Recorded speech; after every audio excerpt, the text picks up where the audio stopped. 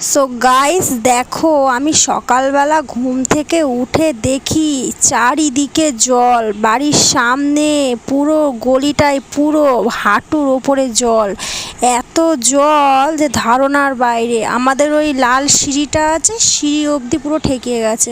সিঁড়ি থেকে আর একটা সিঁড়ির ধাপ বেরোলেই আমাদের ঘর ঢুকে যাবে জল।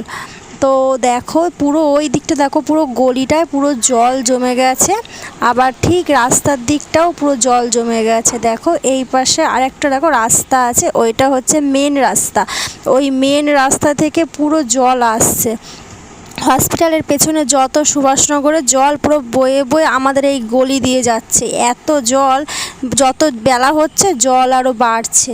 এই রাস্তা তো ঠিক হচ্ছেই না। আমাদের ওই গলিটা যদি ঠিক হয়ে যেত তাহলে আমি স্কুটি নিয়ে বেরোতে পারতাম। তো আমার মেয়ের আজকে আবার এক্সাম, হিস্ট্রি পরীক্ষা, কী দেবে জানি না, কিভাবে নিয়ে যাব সেটাই চিন্তা করছি। তো দেখো ওই গলিটা দেখো কতটা জল। ওই যে লাল সিঁড়ি, ওখান দিয়ে আমরা উঠি।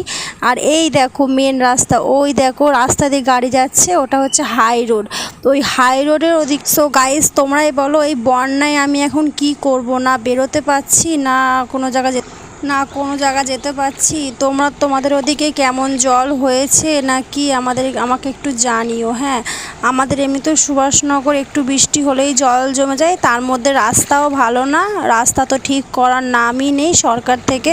এই গলিটা যদি ঠিক করে দিত আর কিছুই চাইতাম না আমি। আমার এই গলিটার জন্য খুব অসুবিধায় পড়ে গেছি। যদি একটু ঠিক করে দিত তাহলে আমি একটু কষ্টটা আমার কম হতো। সো বাই, টাটা, ভালো থাকবে আবার।